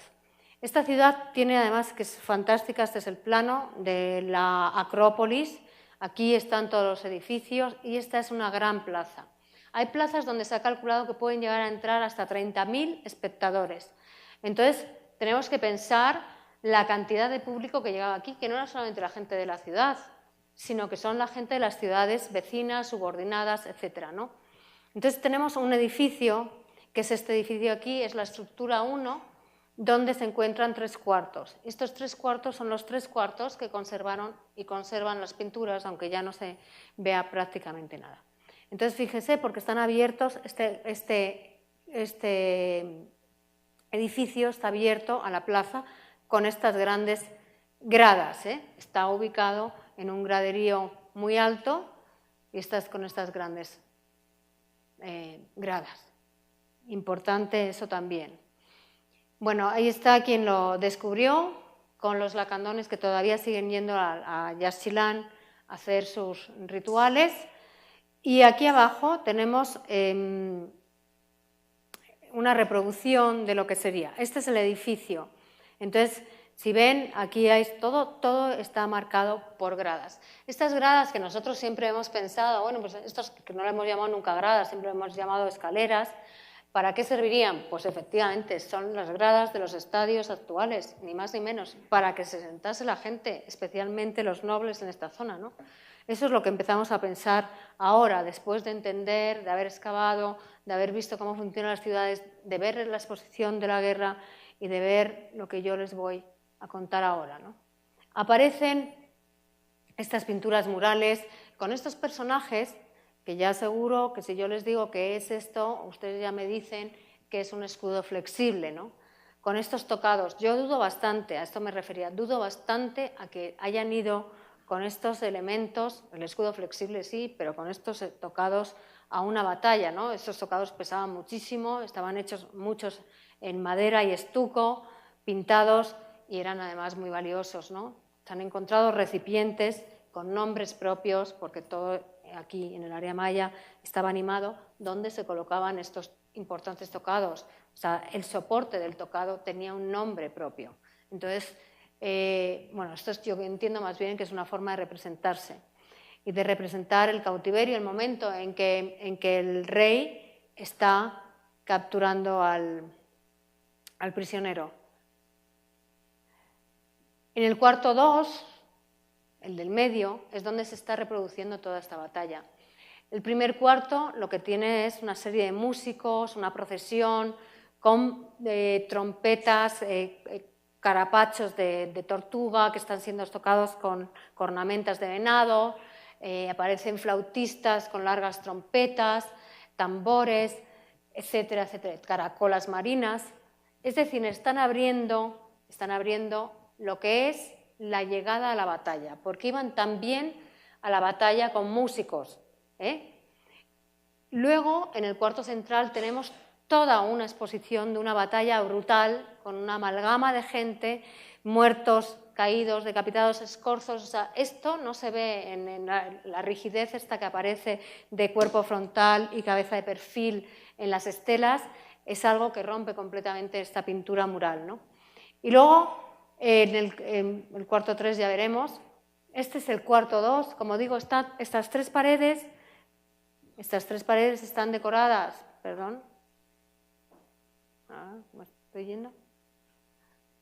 3 paredes están decoradas con toda esta escena de batalla, de guerra, de momento de la guerra, y luego pasamos ven que aquí está el hueco de la puerta, es la fachada norte, donde ya están los cautivos. ¿Y qué es lo que hay? Pues una serie realmente de gradas, ¿no? Aquí, estas son las gradas, y son las gradas de fuera. Lo que ocurría dentro de las habitaciones de los palacios muchas veces, lo que estaba ocurriendo frente a las habitaciones de los palacios muchas veces se retrataba dentro, y esto es lo que estaba ocurriendo fuera, en las gradas que hemos visto anteriormente. Al rey, en la parte superior, recibiendo a todos los cautivos. No los ha capturado él, a él se los ponen, ¿eh? Entonces, este está aquí implorando El rey ni siquiera le mira, le ignora por completo, ¿no? Y debajo todos estos que además han sido ya torturados. Han sido torturados porque no tienen uñas, tienen algunas falanges que están rotas, les están sangrando. Hay ya un muerto, a ver si lo tengo, quería yo ponerle otra, que es este personaje de aquí, que está en diagonal. Es un escorzo maravilloso porque verdaderamente la anatomía en estas pinturas murales se han salido de la rigidez característica de los mayas y han hecho este escorzo con la pierna que además cae sobre una cabeza decapitada. Él ya está muerto a los pies del rey, ¿no? Y aquí todos estos que esperan su suerte. Abajo hay músicos, porque cada vez que uno era decapitado sonaba o debía sonar la trompeta. Por todo esto lo sabemos también, porque me pueden decir, ¿cómo sabemos todo esto? Pues por las imágenes. Las imágenes hablan mucho acerca de cómo iba funcionando el tema de la mortificación y el sacrificio, ¿no? Entonces, como digo, estos personajes que están aquí, realmente son estos mismos que están aquí. Estos son peldaños, son escalones que forman, estos en Givenchy, no está allí en Gersilal, perdón, en Bonampak, pero son escalones igualmente con cautivos que van a recibir la muerte, igual que todos esos ahí. Todos esos eran escalones, estábamos viendo escalones y llenos de cautivos. Por tanto, las escenas donde aparecen los reyes con estos cautivos no está sobre un cautivo, sino está sobre un escalón, y ese escalón está representado por un cautivo. Esos escalones era importantísimo que estuviesen cautivos porque significaba pisar al enemigo. Según subía el rey, iba pisando al enemigo, iba mostrando el control sobre su enemigo, ¿no? Entonces, bueno, aquí tenemos escenas, esto es una ciudad que se llama Tamarindito, donde tenemos a los cautivos completamente tumbados, con sus nombres, el momento en que ha ocurrido, y nos tenemos que imaginar pues exactamente a este señor sobre este cautivo y alguien, el artista, que le está retratando perfectamente igual que se retrataban a la gente sobre su caballo, pues aquí sobre su cautivo, ¿no? Entonces, bueno, volvemos al cuarto 2 de Bonampak a ver estas escenas con un poquito más de detalle. Aquí he puesto otra de las representaciones para que vean los dedos, porque este tipo de torturas, las torturas, era algo muy habitual. Desconocemos muchas, pero debieron ser verdaderamente prácticas habituales. Todos están ensangrentados, todos están perdiendo las uñas de sus dedos. Aquí el muerto, ¿no?, con este escorzo, que lo que hace es llevarnos directamente al personaje central, que es el rey, insisto, de pie sobre su cautivo, ¿no? Sabemos que estos personajes iban a ser decapitados, como aparecen aquí están dentro de un palacio, va a ser decapitado, pero en otros casos, esto es una pequeña cabecita, pequeña, así, es de barro, y es una cabeza que está escalpada. Escalpada es que le han quitado la cabellera, ¿no?, que es lo que hacían también los indígenas para quedarse con el valor del cabello, era como dejar sin vida al personaje. Entonces, este tipo de acciones era también bastante habitual. Aquí tenemos otra cabeza, otra figurita, que está escalpada. Además, este personaje está atado, lleva las ataduras aquí y está revolviéndose porque, además de todo, le han puesto palos y está quemándose. De hecho, es un brasero, porque aquí es por donde metían la brasa y entonces ya se veía el personaje con esta cara de dolor y de horror y con los palos atados en la espalda. Entonces, a través de las imágenes podemos saber pequeños detalles o imaginarnos cómo debían ser estas acciones, ¿no?, de torturas. Solamente contamos con algunas, las otras pues las desconocemos. Aquí Fray Diego de Landa vuelve a hablar del uso de algunos detalles, ¿no? De las banderas, el uso de los gritos de guerra y las prácticas de grandes crueldades. Dice, guiados por una alta bandera salían del poblado en gran silencio y marchaban así a atacar a sus enemigos con grandes gritos y grandes crueldades. Cuando caían sobre ellos sin que lo esperaran, en los caminos y campos el enemigo instalaba defensas con arqueros y otras cosas hechas con palos y madera y generalmente de piedra. Tras la victoria arrancaban las quijadas de los cuerpos y habiéndoles quitado la carne se las ponían en los brazos. O sea, quitaban la mandíbula inferior de los cuerpos, les quitaban la carne y se las colocaban en los brazos. Seguro que han visto muchos de ustedes la película Apocalipto. De ahí se inspiraron para poner a los guerreros con las mandíbulas verdaderamente aquí. Aquí, muy cerquita en Teotihuacán, también tienen debajo de la pirámide de, creo que es el templo de Quetzalcóatl, donde han aparecido no sé cuantísimos, más de 20 cautivos que están atados, también con collares de mandíbulas humanas, ¿no? Entonces parece que era bastante habitual, ¿no? Arrancaban las quijadas de los cuerpos y habiéndoles quitado la carne se las ponían en los brazos. En sus guerras hacían grandes ofrendas con el botín y si atrapaban a alguien distinguido, lo sacrificaban de inmediato, no queriendo dejar a nadie vivo que pudiera dañarlos después. El resto de la gente quedaba prisionera bajo el poder de quienes se hubieran capturado. Esto es lo que decía, que efectivamente a la cabeza el interés es capturar verdaderamente al rey, ¿no? Y a la cabeza de ese quedaba pues, el pueblo conquistado. Vamos a ver ya para finalizar qué es lo que está ocurriendo después de la batalla, porque después de la batalla se sigue realizando una ceremonia en estas gradas que hay aquí, ¿no? Están representadas en el cuarto 3 y es una danza con estas banderas que cuenta Landa, porque hay que imaginarse que iban con banderas, tambores, estandartes y dioses, llevaban unos dioses gigantescos. De hecho, cuando se capturaba al dios, el rey había caído por completo. En el momento en que capturaban al dios de la ciudad vecina, entraban al saqueo en la ciudad y quitaban a los dioses, en ese momento el rey se tenía que dar por vencido absolutamente porque había perdido su protección, ¿no? Entonces, bueno, pues iban con estas banderas y luego se ven aquí nuevamente, todo esto son las gradas que tienen delante del palacio donde se está pintando todo esto, estas danzas con estos tocados, el rey, aunque aquí no se vea muy claramente, se está haciendo un autosacrificio con una perforación de pene y también aquí las señoras, dentro de lo que es un cuarto, están perforándose la lengua. Es decir, todo esto tendría que ver con el ofrecimiento a los dioses de los cautivos, porque se hacían rituales y se rememoraban mitos, pero no sabemos qué mito es el que se está rememorando con este baile, qué danza es la que están haciendo concretamente con este baile, que también aparece en vasijas, ¿no? Como es esta de aquí. Aquí tenemos algo más de detalle, tenemos algunos cautivos que van a matarles y abajo hay músicos, por eso sabemos que cada vez que entraban los cautivos la música debía sonar, que está aquí. Aquí abajo se ven los músicos, pues estas zonas de aquí, en la parte más baja. Y bueno, pues con esto ya termino, yo creo que me he alargado muchísimo, pero bueno, espero que lo hayan disfrutado. Todas estas son las piezas del Museo Amparo.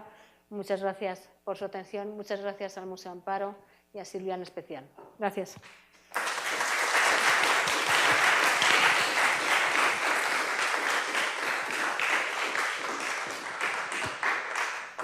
Y ahora me quedo aquí por si acaso alguien quiere preguntarme algo.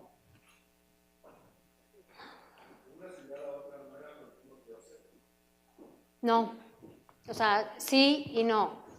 Sí es cierto que podían tener, voy a ponerlo un poco como el caso de hoy en día. Si usted va a una comunidad indígena va a tener a San Juan de patrón, pero la de al lado va a tener a San Sebastián. Y aunque San Juan y San Sebastián van a ser hermanitos para ellos, cada uno tiene a su patrón. Eso es lo que ocurría. Sí, todos tenían varios dioses. Podían tener a Chac, pero siempre había dioses patrones. Y entonces dentro de esos dioses patrones en cada ciudad era muy importante si la captura de esos dioses se realizaba.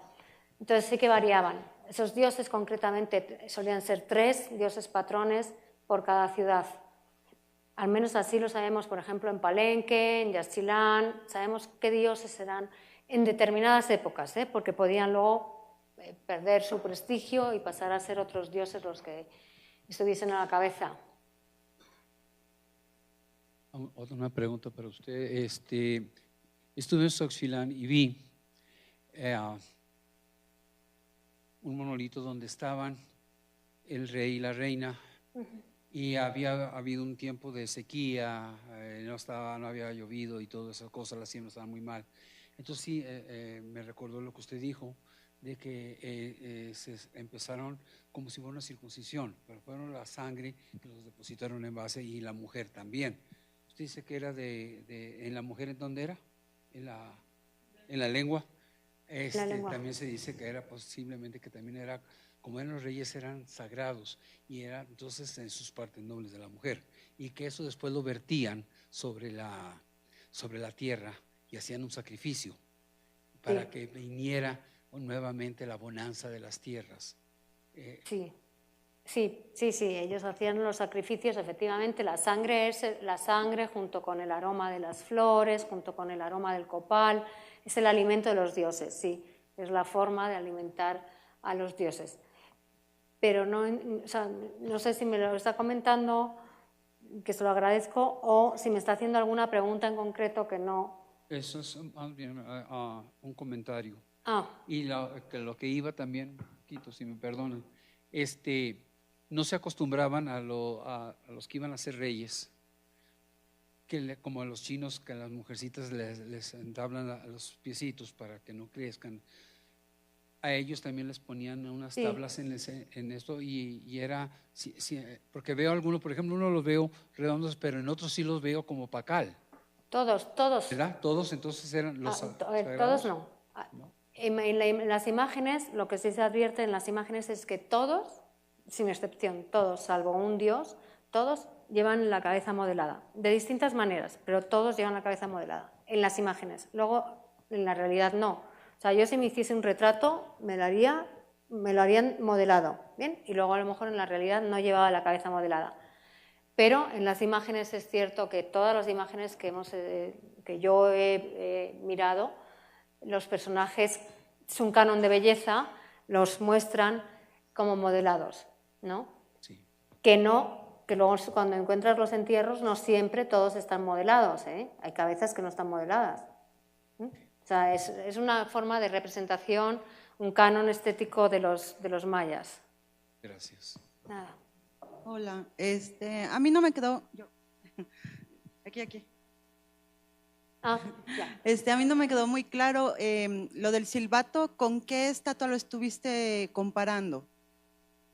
Con una escultura que es un… Ajá, pero ¿dónde está esta escultura? En Osquintoc, Yucatán.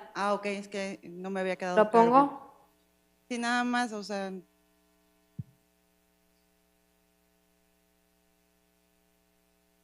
Han sido muchas imágenes. Sí. Siento si me he alargado mucho. Aquí. Sí, porque sí se ve bien las similitudes y todo, pero no sabía si tenías como la imagen real de la escultura Es que creo y dónde estaba. Esta, que ha sido… Nada más vi que decía ahí, pero no sabía yo dónde. no está en Osquintoc, ¿eh? Esta justamente la sacaron de allí ya antes de que nosotros fuésemos a excavar, y yo creo que está o en el de Antropología de México o en el de Mérida, pero yo creo que está en el de Antropología de México. Yo conocido, entonces no sabía dónde ubicarlo. Sí, pero sí hay otros gorditos que están allí puestos y que sí, realmente pues forman parte de una ciudad y están en la portada de un palacio. Gracias.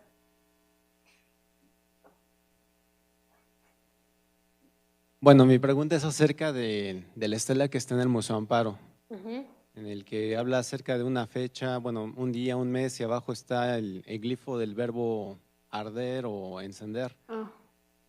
Pul, pulli o pul. Sí, pul. Mi pregunta es la siguiente. Se dibuja con un perfil, muchos dicen que de una mujer y con los, no sé si cabellos. ¿Quién? Me gustaría preguntarle, la que está abajo del brazo que está sosteniendo la lanza. ¿Él? No, glifo. Ah, espera. Que me tengo que poner esto. Ah, allá, sí, Ish, como si fuese Ish. Ah, no, pero es Pul. El Pul, exactamente. Sí. Mi pregunta es, ¿por qué se traduce como arder? O sea, ¿cuál es la historia del glifo para traducirlo como arder o para encender algo? Entiendo que yo realmente no soy epigrafista, pero entiendo que la sustitución del Pul como logograma al Pula o Puli como sílabas es lo que ha ayudado a los epigrafistas a pensar que se pueda leer, a que ese signo sea Pul. Aparte de que tiene aquí el fuego clarísimamente. ¿Por qué? ¿Usted sospecha que puede ser otra cosa?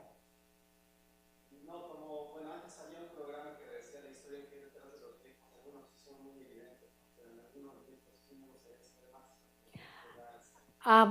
más. Verdaderamente muchas veces no tienen una formación icónica o ya ha perdido su forma icónica, el glifo, ¿no? Si es a eso a lo que se está refiriendo, a que pueda tener, porque aquí lleva fuego, pero a lo mejor en otro no tiene nada que ver, o incluso a veces puede llevar fuego y leerse de otra manera que no tenga que ver con nada de quemar. Entonces no son pictogramas, son verdaderas sílabas, tengan forma de rostro, tengan forma de fuego, tengan forma de lo que sea. Entonces realmente no muchos tienen un origen que lógicamente icónico, porque siempre es todas las escrituras, cualquiera tiene un origen icónico.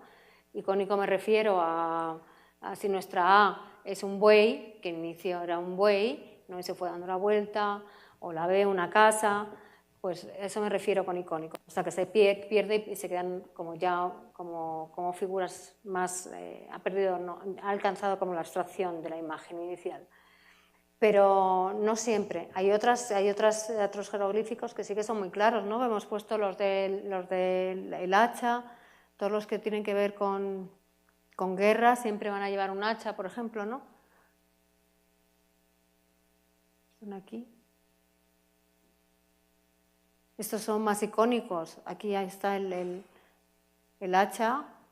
Bueno, yo lo veo muy claramente que son hachas. No sé si luego se ven tan claramente. Y aquí está el de la mujer, Pul, quemar, que lleva el fuego en la cabeza. Pero no le puedo decir el origen de la lectura ni el desciframiento. Supongo que habrá sido David Stewart en algún momento de estos últimos 20 años, pero no puedo decirle exactamente qué. Sí. Ay.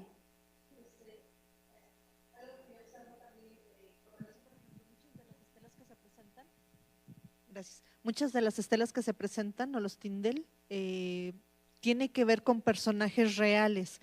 Mi cuestionamiento es, ¿pertenecían a una familia? Porque eran varias ciudades o pequeños pueblitos, vamos a usar el término. ¿Existía una familia real con linaje? ¿O ese linaje o esa autoridad se lo daba quizás el haber ganado una batalla? Mi pregunta es esa, o sea, ¿pertenecían a una familia real o de acuerdo a las actividades que hacían se les otorgaba esa autoridad? No, pertenecían a una familia real. Había una dinastía de origen que podían ellos, la propia dinastía, legitimarse a través de los dioses, sancionados por los dioses. Habían dinastías. En cada ciudad, grande o pequeña, había un rey, una jau.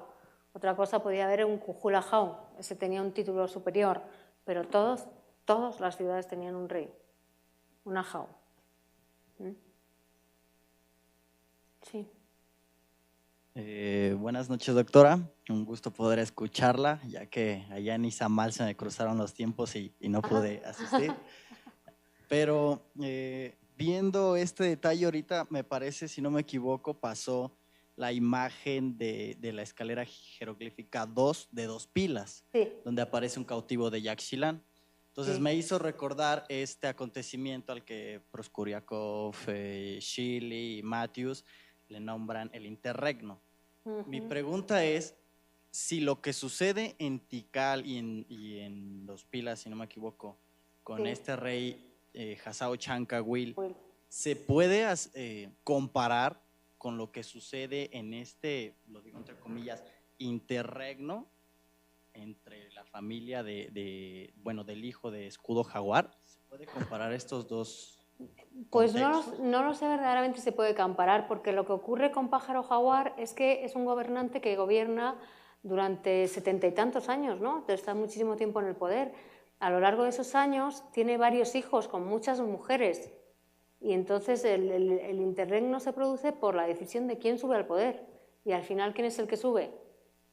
Pájaro Jaguar. Pero hay también de hecho Nicolai Grube y Simón Martín señalan quien también parece que se autonombra como gobernante es un Yopat Balam, que incluso se ve en la corte de Piedras Negras. Sí, entonces, ¿hay también un conflicto entre hermanos?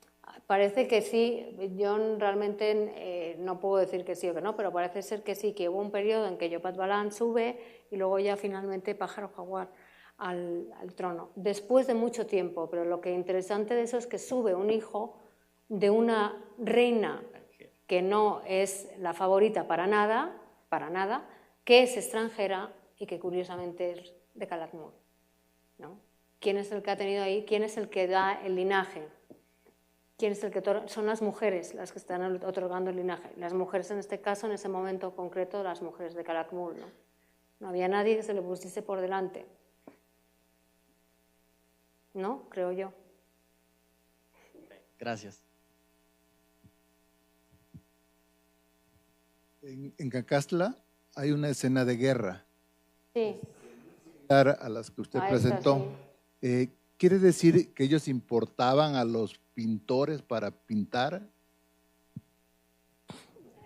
Sí, la verdad es que coincide casi temporalmente, coincide todo. Yo creo que no. Yo creo que es como...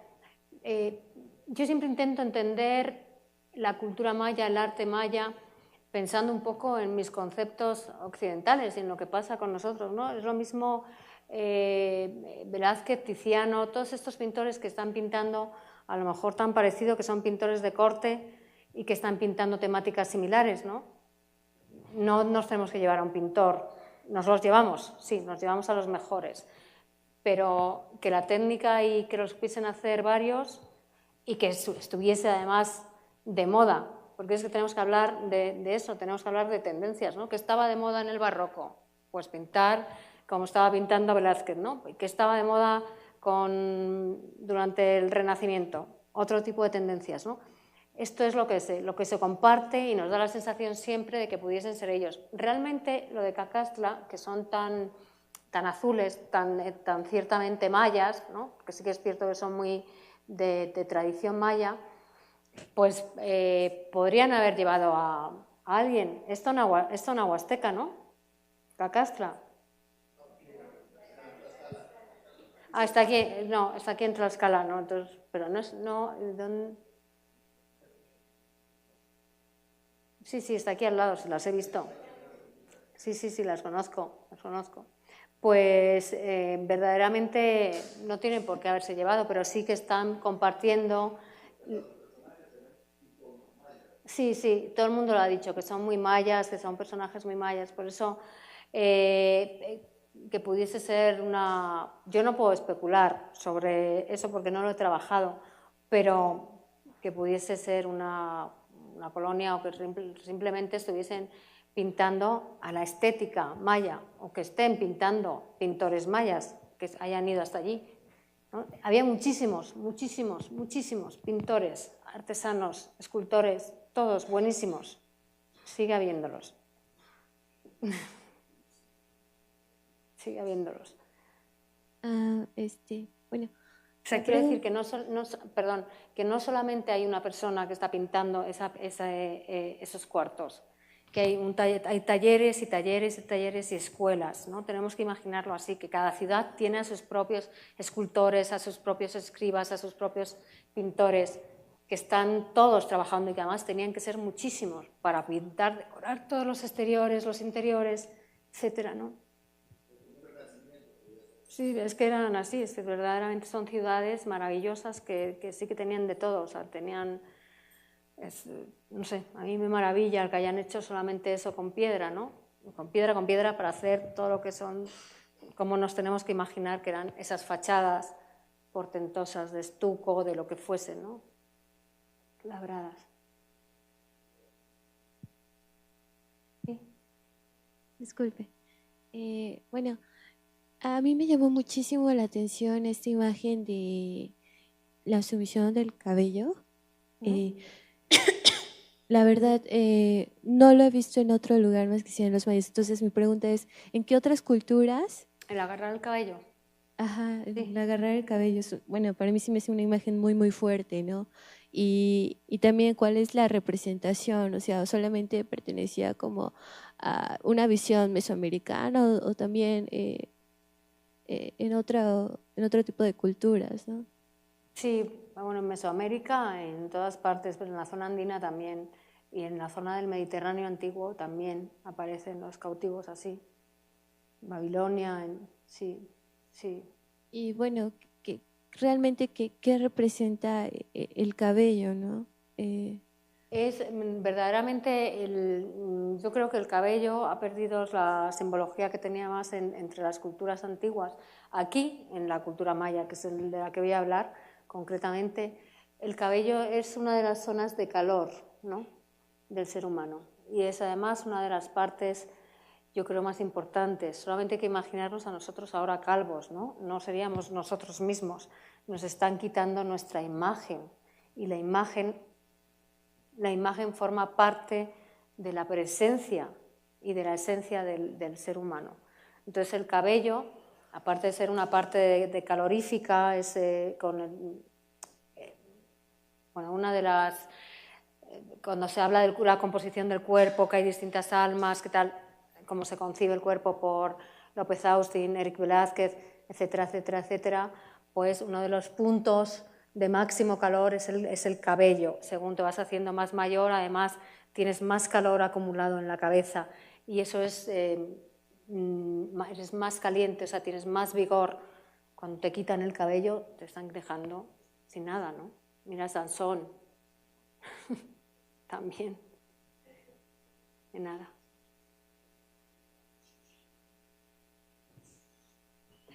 Bueno, pues muchas gracias, espero lo hayan disfrutado.